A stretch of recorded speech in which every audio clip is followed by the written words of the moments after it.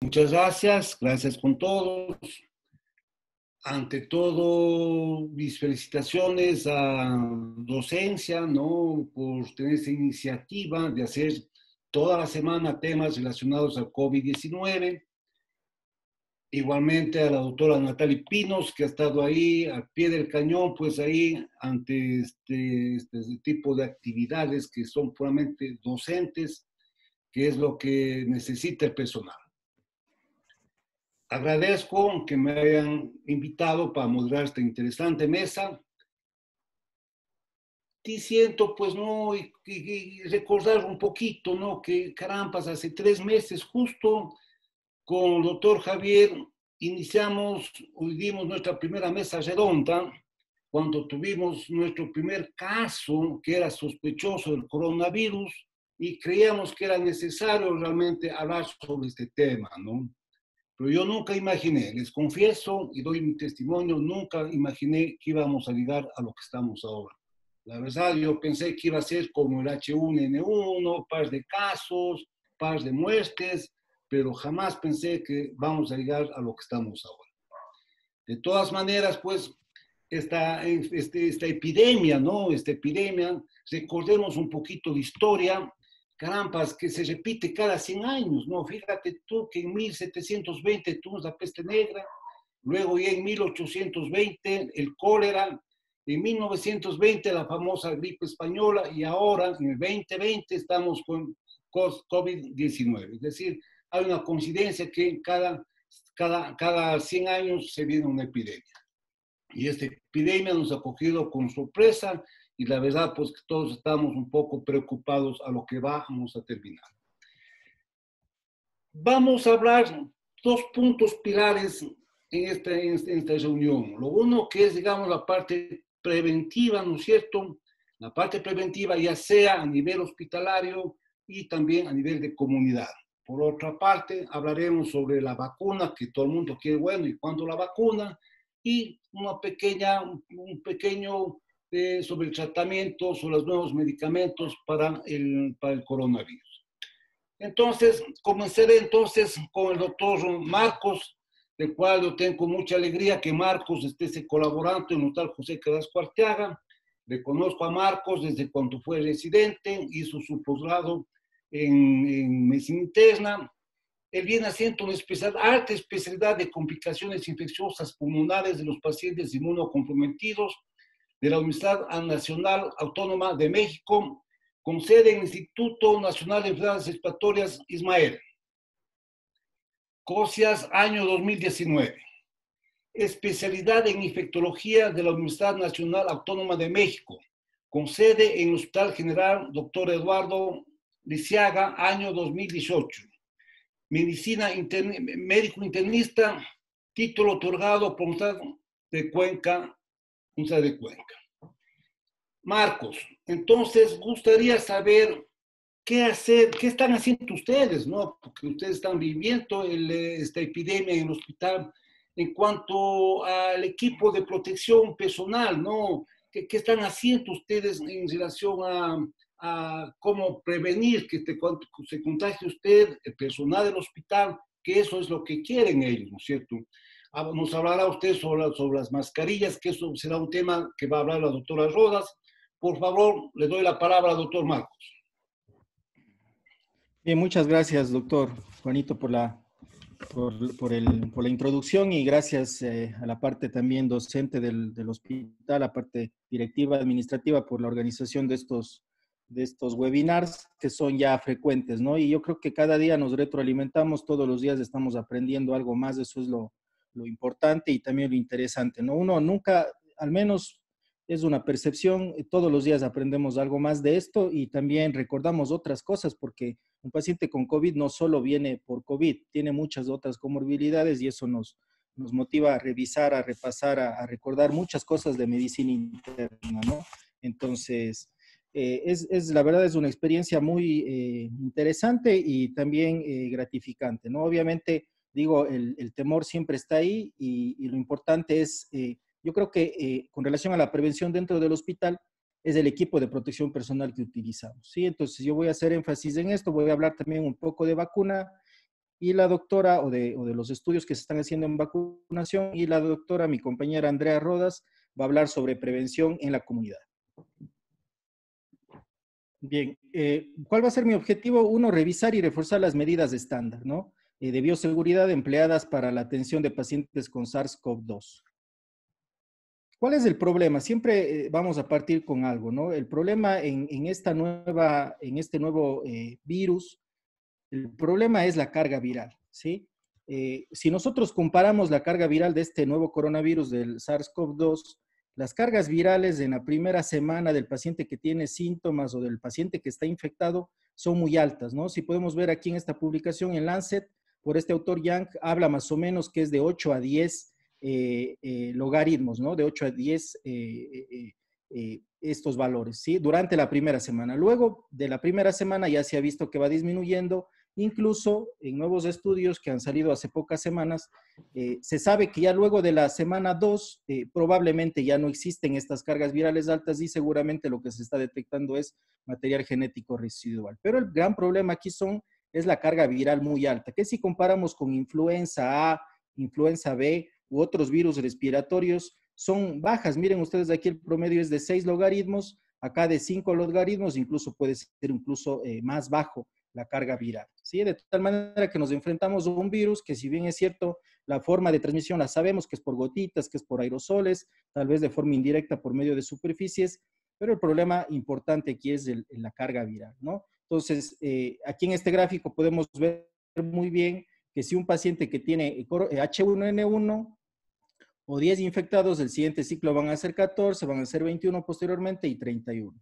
¿Qué es lo que pasa con COVID-19? Pues estos valores son exponenciales, ¿no? Y eso se ve reflejado en los pacientes que vemos día a día en el hospital José Carrasco Arteaga, y no solo en nuestro hospital, sino en todos los hospitales a nivel del mundo, ¿no? La gran cantidad de pacientes que están llegando, que prácticamente ha motivado a hacer hospitales solamente COVID, muchos de estos, ¿no? ¿Por qué? Porque todos los días tenemos bastantes ingresos. Nada más a manera de experiencia. El día de hoy cuando recibimos la guardia, habían solo 4 pacientes, me parece, o 5 pacientes, y en el lapso de 12 horas se llenó tanto el área de traumatología y de neurocirugía. Ingresaron tanto a la mañana como a la tarde pacientes, ¿no? Entonces tenemos ahorita prácticamente lleno el 5.º piso con pacientes sospechosos.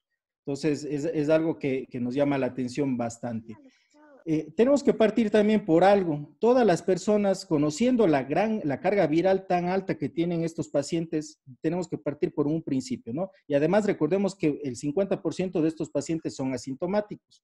Entonces vamos a partir por un principio. Todas las personas dentro de un hospital son potencialmente infecciosas y susceptibles de infección, ¿sí? Todos, absolutamente todos, potencialmente infecciosos y susceptibles de infección.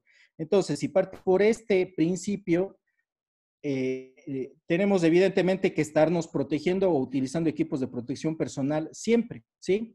Recordemos las precauciones de estándar. Yo sé que todos ya las conocemos, no voy a entrar en detalles tampoco. Higiene de manos, el equipo de protección personal, el uso de seguridad de los cortopunzantes, la limpieza y desinfección, equipos de servicios, ¿no es cierto? Y el reciclaje o cuando separamos los desechos biológicos, ¿sí? Básicamente estas son las precauciones de estándar que las debemos de tener, no solamente en este nuevo coronavirus, en el SARS-CoV-2, esto debe ser siempre, ¿sí?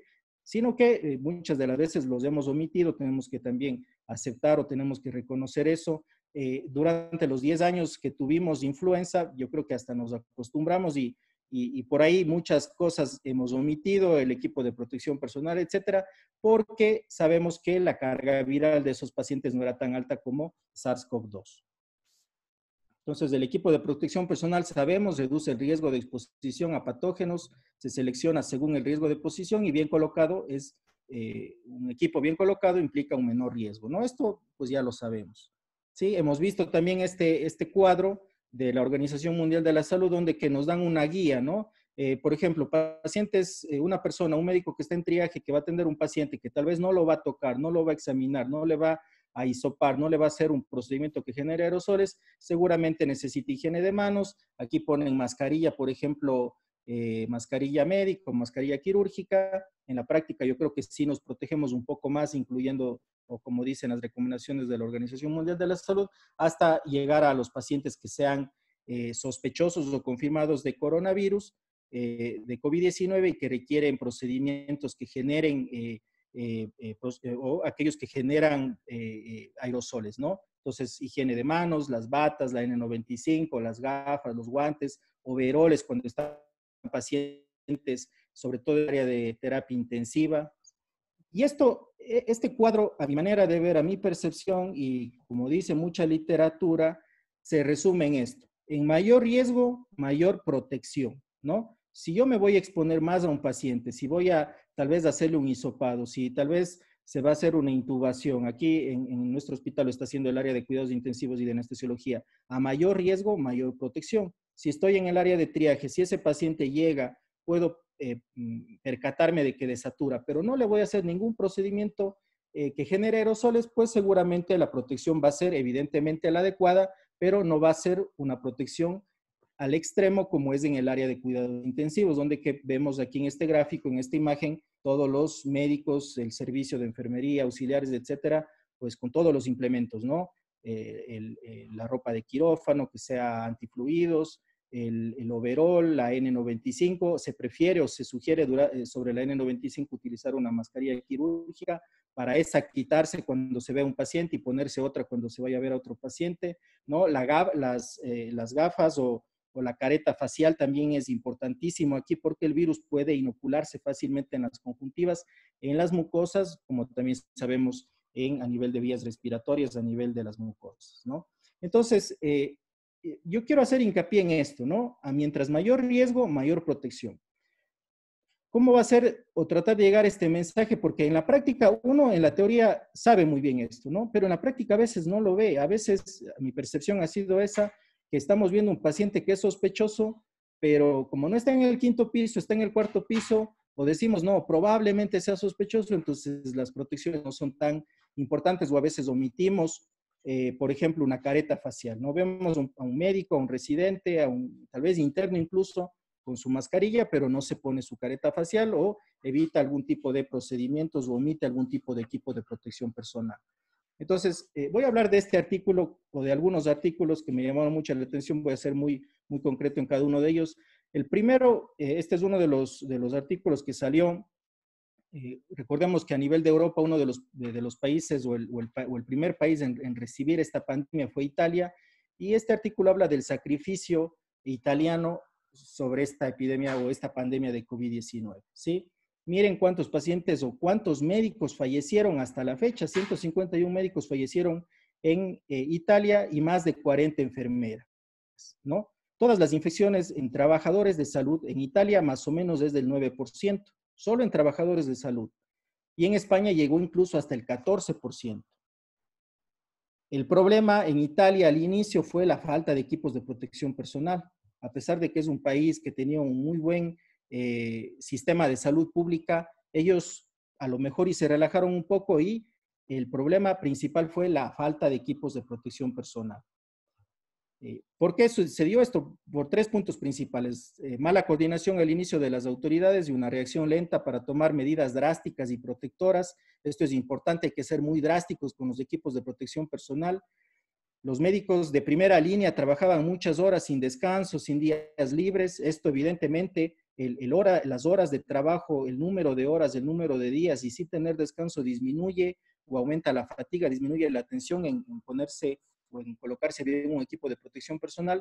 Y llegó un momento donde que las camas de cuidados críticos y las salas de presión negativa se agotaron, de tal manera que los pacientes donde que se hacían procedimientos generadores de aerosoles se hacían literalmente en cualquier sala, ¿no? En cualquier sala se tenía que intubar, en cualquier sala se tenía que reanimar, en cualquier sala se tenía que extubar, etcétera, etcétera. Sí, obviamente esto también motivó a que los pacientes o a que el personal médico que atendía tenga mayor riesgo de infectarse o de contagiarse. Y miren, otro problema importante en Italia, la edad. La mayoría de médicos que fallecieron tenían este promedio de edad de 63 a 71 años, ¿sí? Evidentemente el gran porcentaje, 93, eran activos. Hubo un porcentaje pequeño de médicos que ya se habían retirado, que querían o que regresaron a ayudar y que también fallecieron.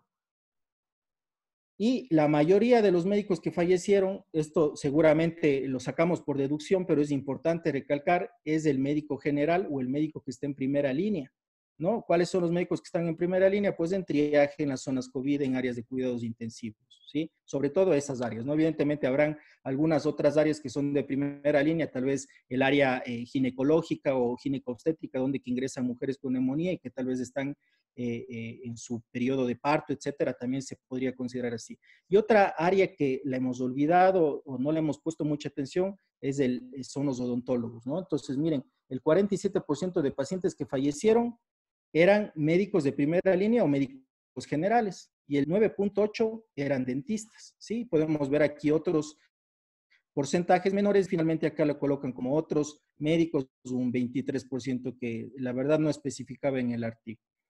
Entonces, miren, más del 90% de los trabajadores de salud enfermaron porque reutilizaron las mascarillas N95, ¿sí?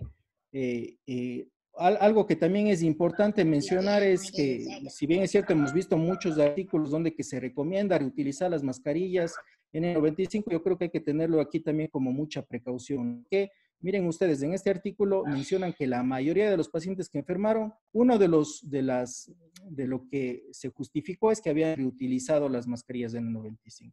¿No? Y la gran mayoría de médicos que murieron, pues como digo, eran médicos generales y médicos de primera línea. Acá podemos ver los decesos por fechas, ¿sí? Recordemos que la mayoría de ellos fueron en marzo y abril, ¿sí? Y acá en una línea un poquito menos clara, vemos el porcentaje o el número de pacientes generales de la población general que llegó a tener diagnósticos, ¿no? Entonces coincide con un mayor pico, mayor número de muertes de médicos en esas épocas o en esas fechas. Entonces, miren, este es el primer artículo. Otro también habla sobre los médicos que fallecieron por atender pacientes con coronavirus. Igual aquí se hace una revisión sistemática, se buscan diferentes artículos y coincide nuevamente, ¿no? Los primeros en fallecer eran los que estaban en emergencia, los que estaban en primera línea y médicos generales, ¿sí? El porcentaje 42%.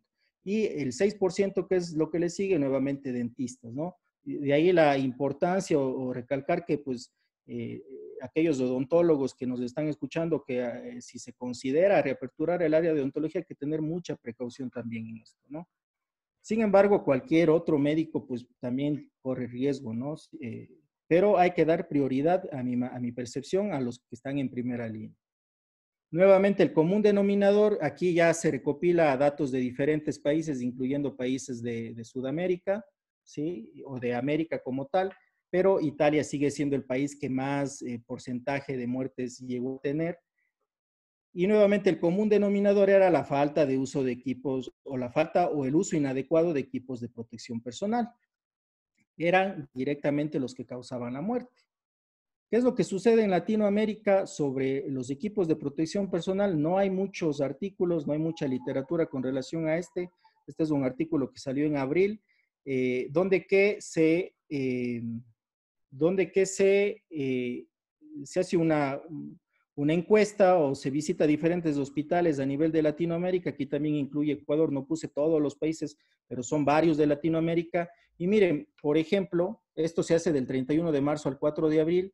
936 trabajadores fueron encuestados, ¿no? Y les preguntaron, se dividían 95% médicos, 2.9 enfermeros, 1.8 otros personales, otros trabajadores de la salud. Y les habían preguntado si tenían todos los equipos de protección personal. El 95% decía que sí, que tienen gel antiséptico, ¿no? El otro, casi 90%, sí tenía los guantes descartables, ¿no? Los guantes desechables, ¿sí? Las vestimentas desechables respondía ya un porcentaje menor, un 60% aproximadamente, las máscaras o mascarillas quirúrgicas un poquito más, pero si nosotros nos percatamos, ninguno llegó al 100%, o sea, en ningún hospital tenían todos los equipos de protección personal. Esto de forma general, ¿no? No estamos diciendo que nuestro hospital no lo cuente. Yo personalmente, o al menos en el área en la que estamos, tenemos todos los equipos de protección personal. Sin embargo, habrá muchos hospitales que no lo tienen. Y de aquí la importancia o de aquí el riesgo de los médicos que presentan o que tienen el riesgo de presentar o de contagiarse. También hay que recordar las superficies, ¿no? Las superficies de dentro de los hospitales pueden fácilmente encontrarse SARS-CoV-2. Es el objetivo de este estudio de vigilar o de ver cómo se encuentra el medio ambiente dentro de un hospital era determinar el estado de contaminación de las superficies y se hizo en un hospital de Wuhan, ¿sí? En pleno epicentro de esta pandemia. Se hisopó del 7 al 27 de febrero, ¿no? Justo cuando era el pico en Wuhan. Se utilizó hisopos de Dacron, la recolección fue antiséptica, y miren ustedes, de todas las superficies se hisopó 626, ¿no? El 13% fue positivo. Se encontró en superficies de cuidados intensivos, la principal, 31%, áreas ginecológicas, mujeres embarazadas que tenían coronavirus, el 28%, y otras áreas de aislamiento o habitaciones de aislamiento para pacientes con coronavirus del 19.6%. Estos fueron los principales. Sin embargo, podemos ver aquí en el gráfico que existían otras áreas. Por ejemplo, el área aquí de administración no tenía ningún porcentaje de contaminación. Aquí se debían en zonas, ¿no? Zona 3, zona 2, zona 1, dependiendo del grado de contaminación que tenían las superficies. También ellos hisoparon diferentes objetos. Aquí podemos ver, por ejemplo, en un nivel alto, más del 10%, estas impresoras que se utilizan en diferentes estaciones de enfermería, por ejemplo, las impresoras fueron las principales con un 20%, ¿sí? Los teclados un 16.8% y las perillas de las puertas el 16%, ¿no? Y menores porcentajes, como podemos ver aquí, teléfonos, los pisos, etcétera, ¿sí? Entonces, nos da una impresión rápida de que las superficies, evidentemente, las tenemos que estar o deben estar con una buena limpieza y desinfección constantemente, ¿sí? Entonces, esa era la conclusión, la necesidad urgente de garantizar una limpieza y desinfección adecuada. Para terminar esta parte del equipo de protección personal, voy a hablar de este artículo que me pareció muy bueno, salió recién el 10 de junio, que se habla sobre el uso de los equipos de protección personal contra COVID-19, ¿sí? Esto se realizó en algunos hospitales, perdón, fue en un hospital de Wuhan. Disculpen, fue 4 hospitales de Wuhan, ¿no? Todos los pacientes al ingreso, esto es importante y yo creo que podríamos tomar esto como ejemplo. Todos los pacientes al ingreso en estos 4 hospitales de Wuhan se hacían PCR, ¿sí? ¿Por qué? Para asignar salas COVID y salas no COVID, tener muy claro el panorama desde el ingreso. ¿Cuál era el objetivo? Evaluar los efectos protectores de los equipos de protección personal en los profesionales de primera línea. Entonces, aquí podemos ver, por ejemplo, este fue un estudio transversal que se hizo del 24 de enero al 7 de abril, ¿sí? Prácticamente un poco más de 3 meses. La participación fue de 420 profesionales, 116 médicos y 304 enfermeras, ¿sí? Un número importante, considerable. Todo el personal se les proporcionó el equipo de protección personal adecuado y todos estos, tanto médicos como enfermeras, participaron haciendo procedimientos generadores de aerosoles. Habían algunos médicos que hacían hisopados, habían otros médicos que por su misma especialidad hacían intubación, por ahí también hablan de reanimación, de extubación, de colocación en prona a los pacientes en cuidados intensivos. Todos, absolutamente todos tenían o estaban con riesgo debido a los procedimientos generadores de aerosoles, ¿sí? Pero todos fueron entrenados en colocarse y retirarse adecuadamente el equipo de protección personal. Entonces, miren, aquí tenemos el total, ¿no es cierto? Ya les había hablado de que eran 420. Yo quiero que nos percatemos aquí. ¿Qué pasó al final? ¿Qué pasó el 7 de abril del 2020?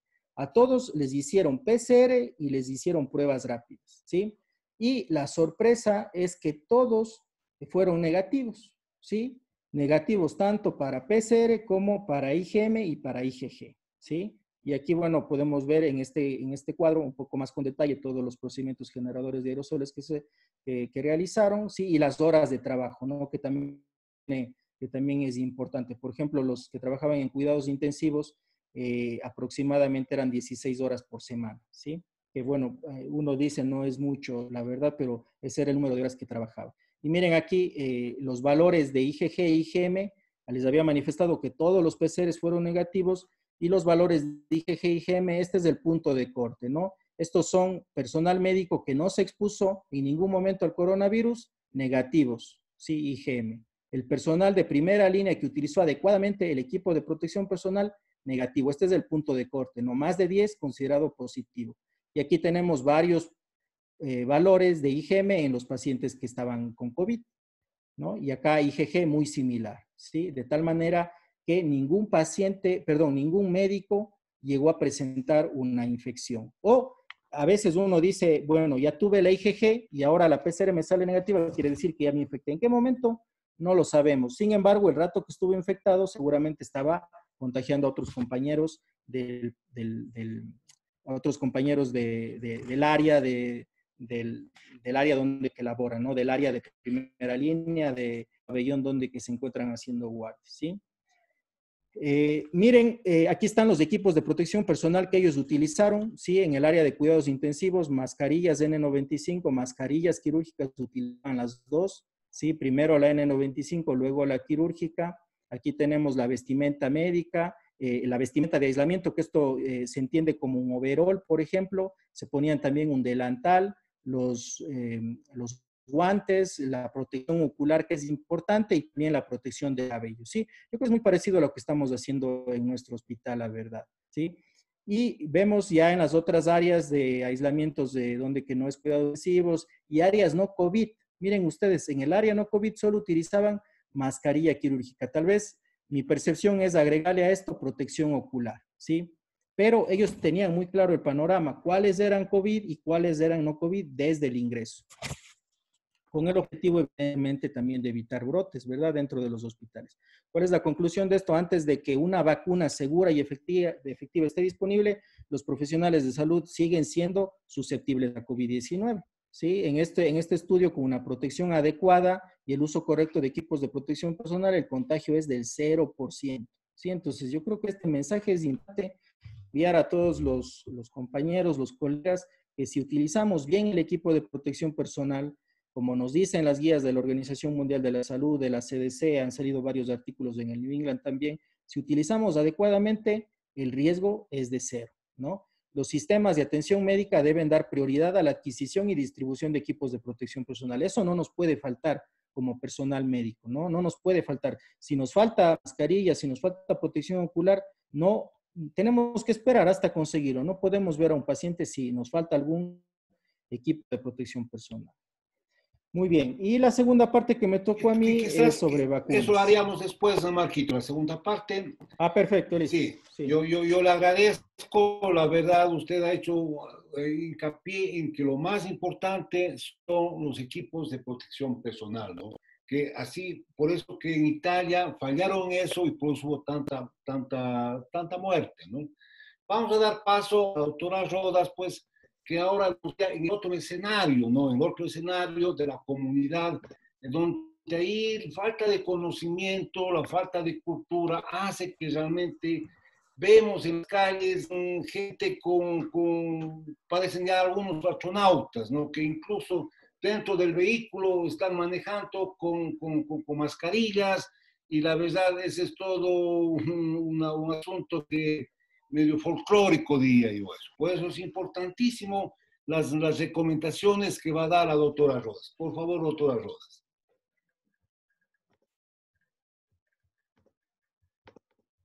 Bueno, buenas noches con todos.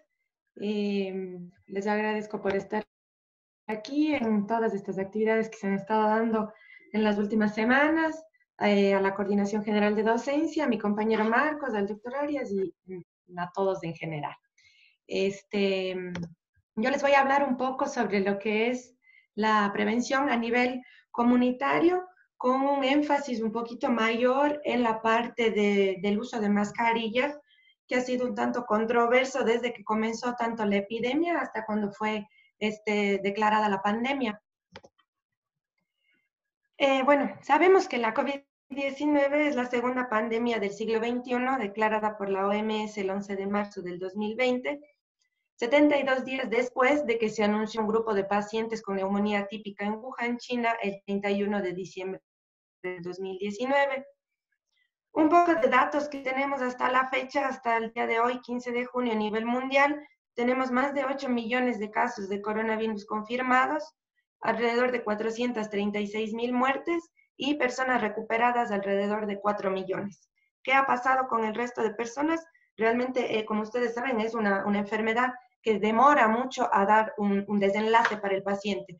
Pacientes que duran semanas, incluso meses en unidades de terapia intensiva, entonces no tenemos muy claro el final de estos pacientes. Y en relación a la situación de COVID en la región de las Américas, hasta el día de ayer, 14 de junio, se notificaron 69.770 casos adicionales y 2.596 muertes en las últimas 24 horas, lo que representa un aumento relativo del 2% en los casos y un 1% de aumento relativo de muertes en comparación al día 13 de junio. Para poder hablar de una prevención a nivel de comunidad, tenemos que relacionar todo, tanto el uso de mascarillas como el distanciamiento social y las medidas cotidianas. Vamos a comenzar con un poco sobre el uso de mascarillas a nivel comunitario. Les voy a hablar principalmente de un artículo que fue publicado en el Journal of Infection en abril del 2020. Es un artículo que nos va a dejar un poco más claro sobre el uso de las mascarillas, porque es algo muy controverso desde que comenzó la epidemia, incluso hasta cuando fue declarada la pandemia, porque la Organización Mundial de la Salud estaba muy claro en esta recomendación de que el uso de las mascarillas era únicamente para el personal de salud o incluso para solo personas que estaban con síntomas respiratorios, pero estaba descartado el uso de mascarillas a nivel de la comunidad. Sin embargo, en este artículo publicado se realizó una evaluación del efecto del uso de mascarillas a nivel comunitario para controlar la diseminación del SARS-CoV-2 en la región administrativa especial de Hong Kong. Tenemos que tener presente para este artículo que Hong Kong tiene alrededor de 7.4 millones de habitantes, ubicados en 1.104 kilómetros cuadrados y con una densidad de 6.700 habitantes por metro cuadrado. Ya en el día 1 de casos reportados en Wuhan, el Centro de Confección alertó a la población para mantener buenas prácticas de higiene personal y comunitaria, dentro de las cuales era el uso de mascarillas y para la población general, y si es que tenían también síntomas respiratorios. Debido a la experiencia que tuvieron en esta región en el 2003 con el virus del SARS, se instauraron varias medidas de control a nivel comunitario antes de contando desde el primer día, desde el 31 de diciembre, digamos que fue el día en que se anunció este grupo de neumonías atípicas en Wuhan, dentro de los cuales fueron el control o cierre de fronteras, cuarentena para todos los que ingresaban desde China, el distanciamiento social, el realizar cercos epidemiológicos para los contactos y la higiene de manos. Es importante recalcar aquí que para el día 100 ya se estaba realizando PCR para todos los viajeros que retornaban de todas las fronteras, digamos, que tenían con Hong Kong. Cuando fue identificada la agente causal de la COVID-19 el 9 de enero del 2020 y recibió el nombre de SARS-CoV-2 el 12 de febrero, que fue el día 44, la población en general en Hong Kong, población en general optó por usar mascarillas a nivel comunitario en la etapa prepandemia, a pesar de las recomendaciones de la CDC de los Estados Unidos. Y es importante también aquí nombrar que en un estudio de caso control realizado en Beijing en el 2013, el uso de mascarilla comunitaria estaba asociado a disminución de contagios de SARS hasta en un 70%. Como podemos ver en este gráfico, la evolución de la epidemia, incluso hasta cuando fue declarada pandemia en el 11 de marzo, vemos que en Hong Kong ya se tomaron algunas medidas de prevención en la comunidad, ¿sí? Tenemos aquí desde el día 1, en que hubo el primer caso importado desde Wuhan, y en el día 22 que tenemos el primer caso local, ¿sí? Entonces aquí podemos ver que ya se tomaron algunas medidas, como por ejemplo, cerrar 10 de las 13 fronteras que tenían con China, la cuarentena por 14 días a todos los que regresaban desde China. Y también se empezó a evitar viajes. Antes de ser declarada la pandemia, se trató de evitar viajes y que no sean necesarios a Corea, por ejemplo. Luego, después de que se declaró la pandemia, ya se instauraron nuevas medidas como la cuarentena en general para todos los que regresan desde Corea y de toda Europa, excepto el Reino Unido. Se instauró lo que era la cuarentena para todas las personas de Hong Kong por 14 días. Incluso aquí, si podemos ver, ya para el día 100 tenemos el uso masivo de pruebas de PCR para controlar a todos los que ingresaban a Hong Kong, ¿sí? Incluso ya se prohíbe, más o menos alrededor en el día 72, ya se prohíben las reuniones de más de 4 personas. Entonces, esto es un dato muy importante, porque vemos que ya se tomaron medidas pre-pandemia y post-pandemia, y esto nos va a ayudar un poco más a entender por qué la curva tan plana que tiene Hong Kong. ¿Sí? Una de las medidas de control comunitario observadas que se hicieron fue un tipo de experimento que hicieron entre 67 miembros del Centro de Control de Infecciones que vivían en 18 distritos diferentes de Hong Kong. Ellos anotaban en los 3 últimos días, entre el 6 y el 8, que es entre el día 98 y 100 del primer caso que fue reportado, ellos anotaban en la ruta para ir a su trabajo, entre las 7 y 9 de la mañana iban viendo las 50 personas, las 50 primeras personas que veían, iban contando cuántas personas no usaban mascarilla. Esto dio como resultado una evaluación de 10.050 personas, en donde solo el 3.4%, 337, no usaban mascarillas, dando un cumplimiento diario de uso de mascarilla en la comunidad de alrededor del 95%. Entonces, la incidencia de casos fue significativamente menor en Hong Kong que en los otros países, en los cuales hasta el día 72, que fue declarada la pandemia, ya tenían más de 100 casos confirmados. Y aquí podemos ver en este gráfico los casos acumulados en lugares donde se usaba y no se usaba la mascarilla a nivel comunitario. Podemos ver aquí la línea roja, que es la que representa a Hong Kong, ¿sí? Que es una línea, la menor, digamos, en que ya hasta el día 100 apenas tuvieron 961 casos y cerca de eso estuvo incluso Singapur, porque entre Singapur, Hong Kong y la República de Corea fueron los que más instauraron estas medidas del uso de la mascarilla a nivel comunitario. Y podemos ver aquí en casos por millón de personas cómo tenemos estas 3 curvas prácticamente planas en relación con el resto de países, por ejemplo, Italia, Estados Unidos, ¿sí? Vemos aquí la roja Hong Kong, Singapur y la rosada la República de Corea. En esta tabla se puede ver un poco más claro las tres regiones en donde instauraron el uso de mascarilla a nivel comunitario, Hong Kong, Singapur y Corea, hasta para el día 100 tienen apenas estos casos confirmados, 961 para Hong Kong, 1.400 para Singapur y para Corea 10.000 casos, y con un índice de muerte hasta del 0.4% en Hong Kong, 0.4% en Singapur y 1.9% en Corea, ¿sí? Comparando con, por ejemplo, los Estados Unidos, que tenía un 3%, Italia con un 12.6%, y vemos que en estos países, según datos recogidos de la OMS, no estaban usando, no daban paso al uso de mascarilla a nivel comunitario por esas recomendaciones. Entonces, como les mencionaba, hasta el día 100 había 961 casos confirmados, de los cuales ahí se pudo analizar que apenas 3 grupos tuvieron 11 personas infectadas de las que usaban mascarillas, en contraposición con 11 grupos en los que 113 personas no usaban mascarilla, evidenciando que el uso de mascarillas para prevenir la transmisión del SARS-CoV-2 en la comunidad nos ayudó muchísimo en estos países, ¿sí?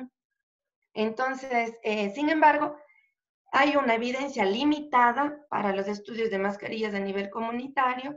Los estudios son muy limitados, sobre todo por algunas algunos problemas en que, por ejemplo, no se puede analizar el uso de mascarillas en el núcleo familiar.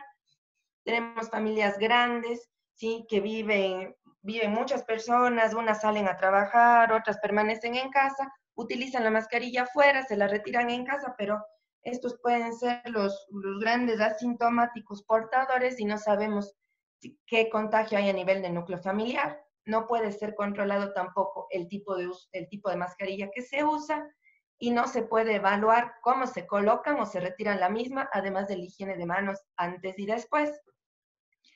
Ahora, hace un par de semanas, la OMS ya recomienda el uso de mascarillas a nivel comunitario. Sin embargo, se mantiene el uso de mascarilla quirúrgica y respiradores N95 para uso hospitalar. Obviamente, por la falta de protecciones que podemos tener a nivel de hospitales. Ventajosamente, en nuestro hospital tenemos todos los equipos de protección hasta el momento, ¿sí? Entonces, la Organización Mundial de la Salud recomienda el uso de mascarillas comunitarias, pero tienen algunos estándares, por ejemplo, que tienen que tener 3 capas de diferentes materiales. Por ejemplo, la parte interior debe ser de un material absorbente, como el algodón, para que pueda absorber la humedad, las gotitas respiratorias del estornudo, de la tos o al habla, ¿sí? Una capa intermedia con un material que no sea tejido, como el polipropileno, que sería el filtro, que es como el filtro que se usa en las mascarillas quirúrgicas, y la parte exterior que sea un material no absorbente como el poliéster. Estas mascarillas se las debe lavar diariamente a 60 grados y si no es posible se les debe lavar a mano con abundante agua y desinfectarlas con cloro por 1 minuto y luego enjuagarlas. Debe cubrir la nariz, boca y mentón y deben estar siempre pegadas al rostro. Entonces es muy importante tener estas recomendaciones muy claras para las mascarillas de uso comunitario porque vemos a mucha gente que utiliza únicamente los buffs o las franelas que se están colocando sobre nariz y boca, pero es un material, es un tejido de algodón por el que puede traspasar cualquier partícula, ¿sí? Entonces necesitamos que sean las 3 capas para que puedan ser seguras en el uso de la comunidad, ¿sí? Aparte de las mascarillas, para que toda la prevención a nivel comunitario funcione, debemos instaurar el distanciamiento social, ¿sí? Según el Centro de Control y Prevención de Enfermedades de la CDC, el distanciamiento social consiste en mantener un espacio mínimo de 2 metros con otras personas y es muy importante evitar visitar familiares o amigos. Y eso no está pasando, por ejemplo, ahora en nuestra ciudad, desde que cambió el semáforo amarillo. Mucha gente piensa que ya todo volvió a la normalidad y que pueden visitar a sus papás, a sus amigos, hacer reuniones, salir. Y eso es uno de los principales motivos por los que está perdurando la pandemia. ¿Por qué? Porque hay muchísimos portadores asintomáticos, como ustedes saben, y son los que más van a diseminar el virus en la comunidad. Entonces, ¿por qué la distancia de los 2 metros? ¿Sí? Porque las partículas más voluminosas, las que tengan más de 500 micras, van a caer al suelo en los primeros 1 o 2 metros. ¿Sí? Sin embargo, hay gotitas muy pequeñas de menos de 5 micros que pueden extenderse hasta por 6 a 8 metros y permanecer en el aire hasta por 1 hora. Esto es muy importante tener en cuenta para los lugares poco ventilados, los lugares cerrados en donde trabajan muchas personas y por eso evitar las aglomeraciones. Entonces siempre tenemos que aplicar esta jerarquía de control en cualquier situación en la que se vaya a producir una acumulación de personas durante mucho tiempo y de esta manera aislarnos del riesgo de contagio. Entonces vamos a seguir este triángulo inverso en donde la parte de la base va a ser la más eficaz y va a ir disminuyendo. Pero todo esto se junta para tener una prevención mayor en la comunidad, ¿sí? Entonces, en la distancia física, por ejemplo, el teletrabajo, la reducción del número de trabajadores en las empresas, acomodando a diferentes tipos de horarios, control de ingeniería para crear barreras físicas entre las personas, el control administrativo para redistribuir responsabilidades para reducir el contacto entre individuos y la protección personal en donde entra el uso de mascarillas no médicas, que son las que les comento de uso en la comunidad. Aquí unos ejemplos de cómo debería ser la prevención a nivel comunitario. Aquí tenemos una planta en donde trabajan muchísimas personas aglomeradas en una misma mesa. Por ejemplo, tenemos un caso cero, aquí el paciente cero, el cual va a contaminar a toda su mesa, e incluso de la misma planta pueden terminar contagiadas hasta, por ejemplo, en este caso, 79 personas. ¿Por qué? Porque tenemos un espacio cerrado en donde no hay una circulación adecuada de aire. Y si podemos ver una imagen más ampliada de esta planta en este edificio, se detectan que fuera de este lugar cerrado en donde estaban trabajando un montón de personas, solo se detectan 5 contagiados afuera. ¿Por qué? Porque ya no está un lugar cerrado y aglomerado. Incluso aquí tenemos que era un edificio de 19 plantas. En la planta número 11 fue donde hubo el mayor número de contagios, y solo fuera de esta planta hubieron 3 contagios, independientemente del uso de ascensores o de áreas comunes. Entonces, esto nos lleva a pensar que lo que más necesitamos en estos lugares es el distanciamiento social y la ventilación. Entonces, ¿cómo deberíamos adecuar un área de trabajo? Por ejemplo, en una mesa larga en donde estaban trabajando tantas personas juntas, debemos ubicarlas a 2 metros y en zigzag y así garantizamos un distanciamiento. Ventilación natural, evitar aglomeraciones en espacios cerrados, el teletrabajo, horarios flexibles en distanciamiento. Algo que nos preocupa muchísimo a todos, pienso que es la vida social, cómo era el antes. Por ejemplo, íbamos a un restaurante, ¿sí? Y había aglomeración de personas. Por ejemplo, aquí tenemos el paciente cero, y aquí vamos a ver cuántas personas por la cercanía va a haber el contagio. Pero aquí es muy importante el aire acondicionado. Este aire acondicionado tiene un flujo de recirculación del aire, entonces todas las partículas de los aerosoles que están aquí están recirculando y contagiando a estas personas que están sin el distanciamiento. Y es muy importante recalcar aquí también que depende mucho del tiempo que estemos en contacto con una persona que está eliminando el virus. Por ejemplo, en esta imagen, la mesa de acá, ¿sí? Estuvo con menos tiempo en contacto con el paciente cero. Por ejemplo, se demoraron 18 minutos en salir del restaurante, entonces no fueron contagiadas. En cambio, estas otras 2 mesas estuvieron más de 50 minutos en cercanía con el paciente cero. Entonces, aquí tenemos varios factores. No hay distanciamiento social, recirculación de aire y el tiempo que está en contacto con la persona infectada. Entonces, esto es muy importante de ver aquí los lugares ventilados, ¿sí? Mientras tengamos los lugares sin ventilación, ¿sí? Va a demorar mucho más tiempo en desaparecer las gotitas que se han eliminado. En un entorno sin ventilación, las partículas tardan hasta 4 minutos en comenzar a disolverse, y con ventilación empiezan a desaparecer hasta en 30 segundos. Entonces vemos aquí en espacios bien ventilados, se disuelven las gotitas. Con poca ventilación y en lugares sin ventilación vemos que duran hasta 25 minutos. Entonces, ¿cómo debería ser una nueva normalidad? ¿Sí? Siempre tratar de que sea posible trasladar las actividades al exterior, ¿sí? Abrir ventanas, incluso si causa incomodidad, calor o frío. Evitar lugares en donde haya una música demasiado alta, porque eso nos va a obligar a hablar más alto y a generar más gotitas, más aerosoles, y evitar la recirculación del mismo aire. Hay que reducir el aforo de los lugares de aglomeración hasta del 30% y ampliar el distanciamiento social entre las personas.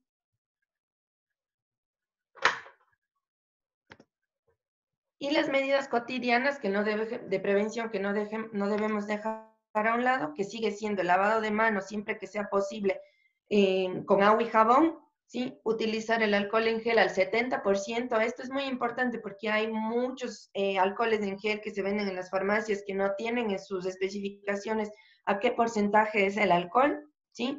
Y la limpieza continua en las áreas de uso común. Entonces, en todas las áreas inanimadas, en lo que son perillas, en lo que son perillas, en los teclados, en los lugares de trabajo, en las mesas, y todos tenemos que mantener una higiene y una desinfección constante, Y así, con todas las medidas de aislamiento social, el uso de mascarillas y la prevención, con el lavado de manos, podremos controlar la diseminación del virus. Y eso es lo que les puedo traer en relación a prevención en la comunidad. Gracias, doctora. Gracias, doctora. Y la verdad, únicamente para resumir tan interesante charla que usted ha dado, tres cosas importantes para prevenir. Uno, distanciamiento de 2 metros. Segundo, el lavado de manos con mayor frecuencia y la mascarilla cuando sea necesario. Con eso realmente vamos a evitar el contagio. Como ha dicho Marcos, a nivel de hospital, importante la protección personal de las ropas que dan ahí en los hospitales. Vamos ahora sí, un poquito más corto al doctor Marquitos sobre la vacuna, porque el tiempo que nos queda corto, agradeciendo a la doctora Rodas, quien es un médico que se formó en la ciudad de Cuenca, hizo su especialidad en la prestigiosa Universidad de Sao Paulo, en Brasil. Gracias, doctora Andrea Rodas. Gracias a todos. Gracias, doctor. Bueno, gracias. Excelente, Andrea. Muy ilustrativa tu presentación y yo creo que nos va a ayudar bastante para poder entrar a esta nueva normalidad también. Bueno, para terminar, no voy a cansarles mucho, voy a hablar algo sobre las vacunas que están en estudio. Tenemos que recordar algo que es importante aquí. Por ejemplo, cuando uno habla de vacunación o las vacunas que se encuentran en estudio, siempre debemos de comparar, ¿no es cierto?, qué es lo que ha pasado antes y qué es lo que está pasando ahora. La selección secuencial a la primera inyección humana, cuando desde los estudios que se están haciendo tanto en animales como en primera, segunda, tercera fase, miren, por ejemplo, en el SARS-CoV en el 2003, tomó 18 meses hasta que se haga los primeros estudios en humanos, ¿sí? 18 meses. Para influenza, en el 2009 H1N1 tomó 4 meses. Para Zika en el 2016, recordemos que hubo muchos casos en Brasil, sobre todo posterior al Mundial del 2014.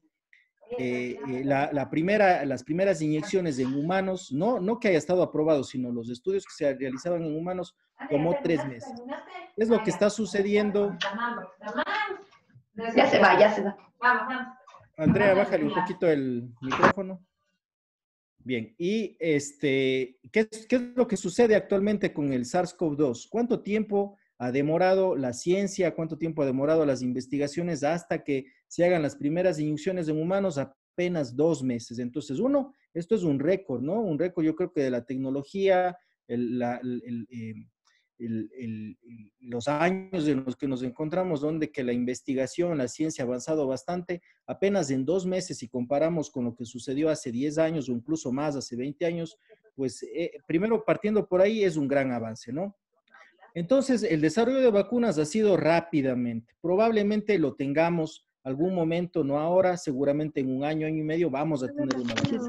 Las proteínas S en la superficie del virus es un objetivo ideal para una vacuna, ¿sí? La proteína S va a ser el blanco terapéutico, en este caso, o el blanco para la producción de anticuerpos, ¿sí? Van a ser dirigidos contra la proteína S y pueden interferir en esta unión, ¿no? ¿Cuál es el objetivo? Evidentemente, de generar anticuerpos neutralizantes.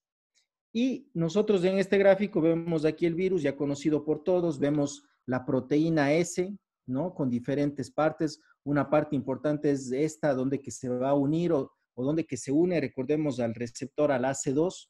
Y los blancos terapéuticos para la vacunación están encaminados a esto, hasta la proteína S.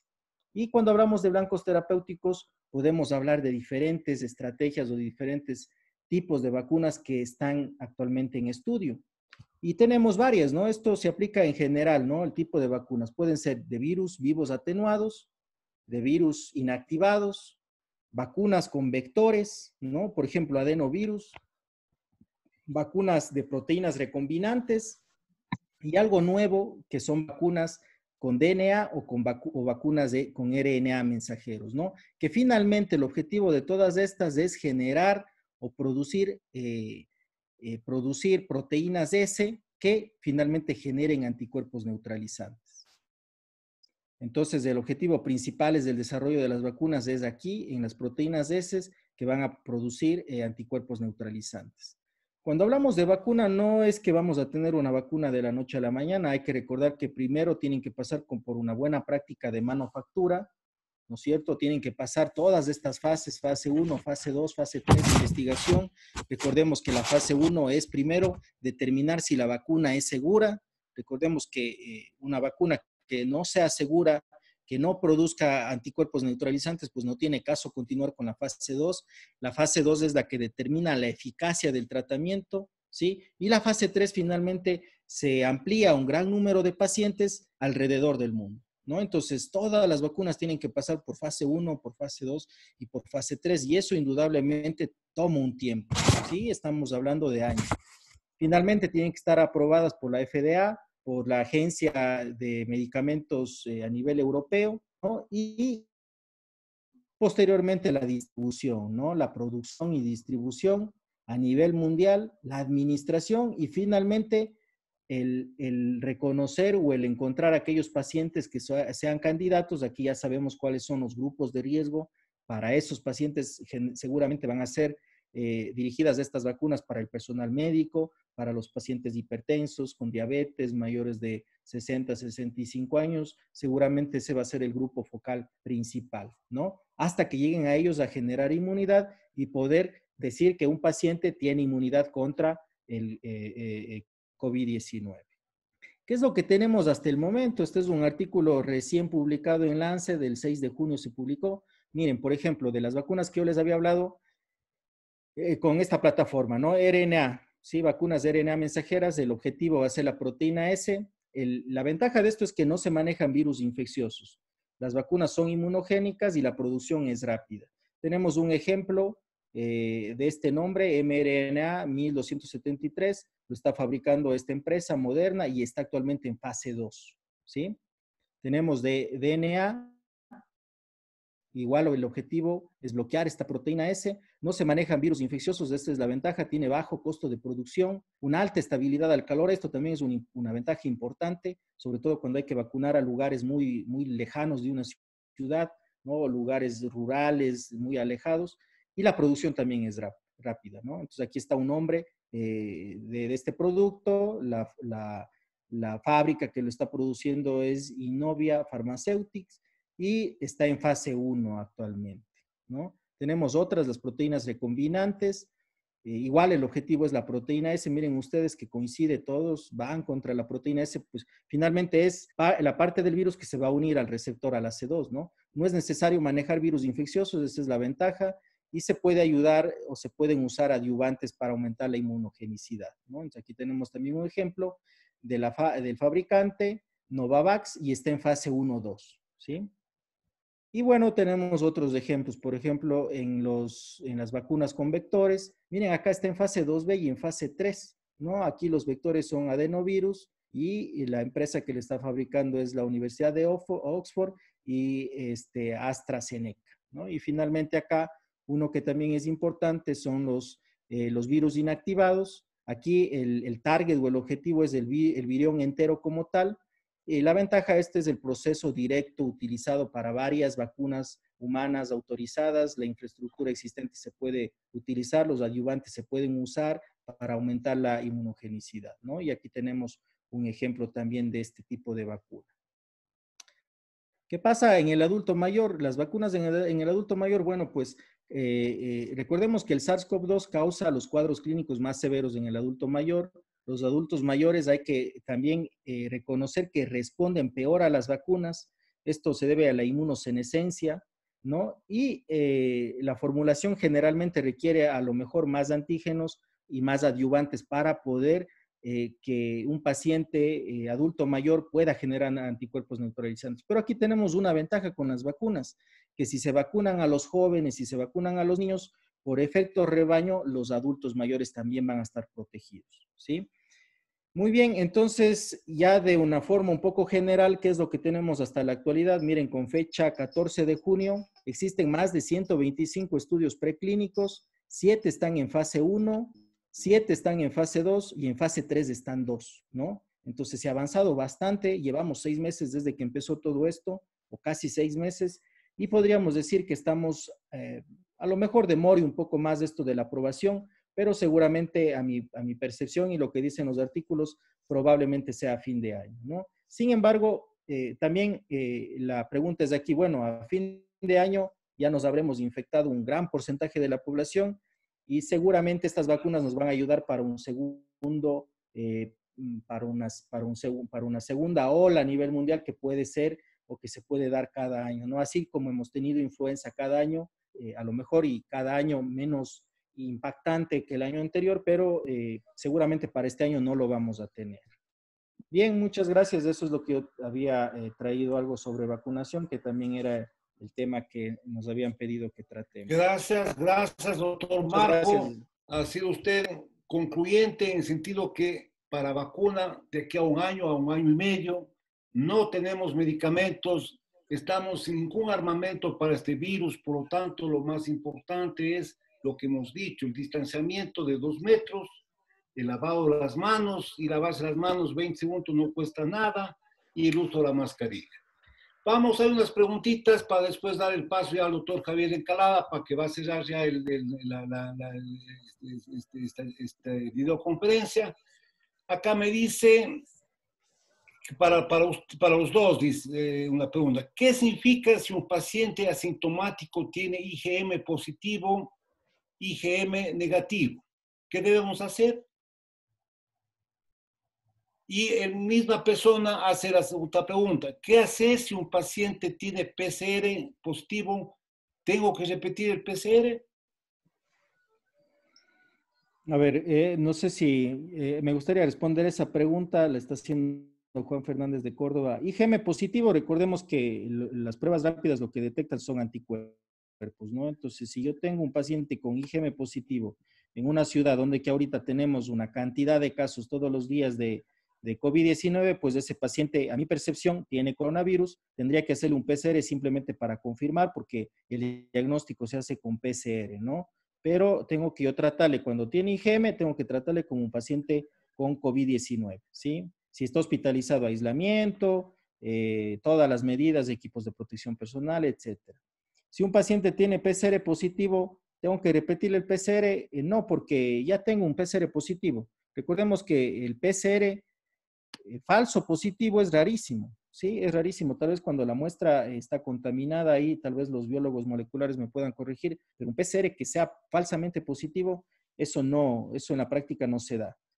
Más bien, un PCR que me salga negativo y que yo sospeche que mi paciente tiene COVID, le tengo que repetir. Eso es lo que hacemos frecuentemente, sobre todo en el área del 5º piso, que son pacientes sospechosos, clínicamente, radiológicamente, exámenes complementarios. Es muy subjetivo, PCR no sale negativo, pues a las 48 horas le repetimos PCR y muchas de las veces ya no sale positivo. Pero no lo otro, no un PCR me sale positivo y le voy a repetir a ver si es un falso positivo. ¿Sí? Entonces, más bien tendría que hacerle un PCR luego de que los síntomas ya disminuyan o ya el paciente ya no tenga síntomas para epidemiológicamente declararlo como un paciente curado, que simplemente me serviría para eso. Muchas gracias. Otra pregunta. Si un paciente que tuvo COVID-19 ya curado regresa por otra patología, ¿a qué área debería ingresar a él? ¿Área de COVID o sala general? Una interesante pregunta. Pues ese paciente debería ingresar en sala general. En realidad es un paciente que ya cumplió, ya tuvo su historia natural de COVID. Probablemente pasaron los 14, 21 días, incluso hasta, bueno, hay casos en que ha habido un mes, 2 meses, hay pacientes de hasta 3 meses con PCR positiva. Sin embargo, si es un paciente que ya pasó todos sus síntomas e incluso tenemos alguna serología con IgG positiva o fue dado de alta y fue con una PCR negativa, que por ahora sí lo podemos hacer en nuestro hospital, ingresaría a un área no COVID. Y finalmente, la última pregunta. En personas que viven en una misma casa, pero algunos salen a trabajar, ¿las personas que salen a trabajar deben aislarles? Pues esa es la pregunta que nos hacemos todos, creo, médicos y no médicos que salimos todos los días de nuestras casas.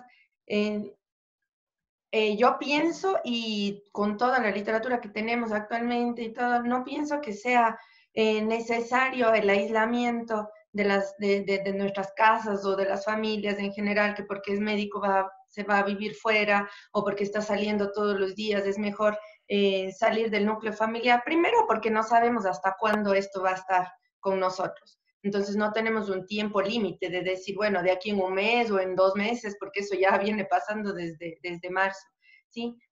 Las recomendaciones que se pueden hacer, si es que una persona sale continuamente y está más expuesta a infectarse, incluso a ser un portador asintomático, lo que se puede recomendar es que en lugares en áreas comunes de casa se utilice una mascarilla.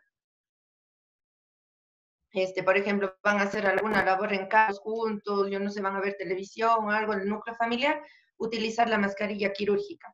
Si es que es, bueno, la mascarilla de la comunidad o la mascarilla quirúrgica. Si es que es posible tener un baño aislado, lavar su propia vajilla, si utilizar sus artículos personales como tal, sus toallas, el baño si es que es posible, la vajilla, tener un poco más de énfasis en la limpieza de los fómites de uso común, perillas, mesas, y esa sería la recomendación principal. Fuera de si regresamos del hospital, sacarnos toda la ropa con la que regresamos del hospital en casa, tomar una ducha antes de integrarnos nuevamente con nuestras familias.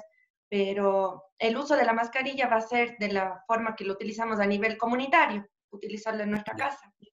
No sé, Marco, si estás de acuerdo, No, tienes algún completamente de punto. acuerdo. Sí, yo creo que igual dentro de la casa, recordemos que las personas o el miembro familiar, cada uno tiene que salir a diferentes lugares, ¿no? Entonces, mi percepción es que también dentro del hogar se tiene que utilizar mascarilla, ¿sí? Mucha gente no sale de la casa, es verdad, tal vez las personas, los adultos mayores no están saliendo de la casa, pero si viene el hijo, viene el hermano, y se quita la mascarilla dentro del hogar, esa persona le puede estar contagiando. Recordemos que los asintomáticos es del 50%. Y en la experiencia eso está pasando. Llegan muchos pacientes al área de COVID sospechosos en el quinto piso y resulta que el paciente de 80 años no ha salido de la casa, pero el hijo es el que está trabajando, es el chofer, es el que va a un lugar, otro lugar, y dentro de la casa él ya no se ponía la mascarilla porque estaba dentro de la casa. Entonces yo creo que también ahí sí es importante lo que tú acabas Muchas de gracias. Y la mencionar. última pregunta que me parece muy interesante y con esto cerramos. ¿Ah? Dentro del hospital, cada cuánto sería la recomendación para realizarse pruebas en el personal. A ver, mi apreciación. Primero que nada, tienen que ser los médicos de primera línea, Claro. los primeros en realizarse las pruebas, ¿no es cierto? ¿Por qué? Porque así lo dice la literatura, ¿no? Los Pero médicos ¿cada de qué primera tiempo? línea. ¿Cada qué tiempo? Ahora, cada qué tiempo, si es que tienen síntomas, pues en ese momento, ¿no? Si empiezan con síntomas. Si no tienen síntomas, la literatura es muy variada. En el estudio que yo les mostré, ellos les hicieron cada 3 meses al ingreso y al final, ¿no? A manera de estudio. Recordemos que si el médico utiliza adecuadamente el equipo de protección personal, según la última literatura, el riesgo de contagio es cero. Si lo utiliza adecuadamente, ¿no?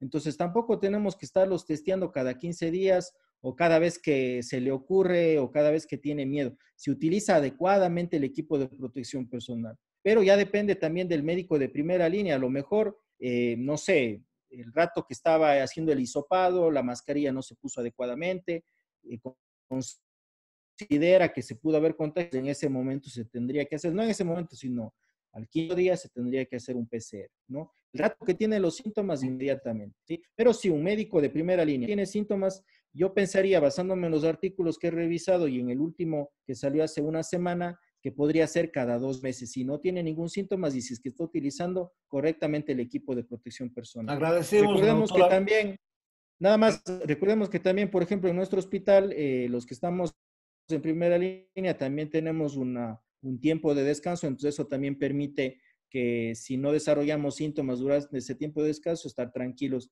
de que vamos a regresar nuevamente a la parte laboral sin ningún temor, diría yo.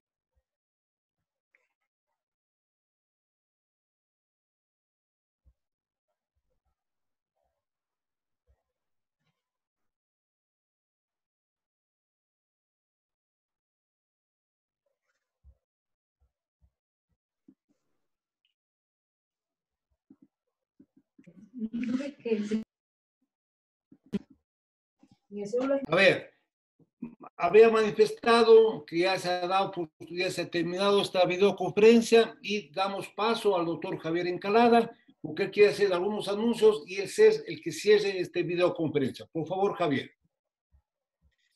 Muchas gracias, doctor Juan. No sé si tal vez alguna otra pregunta.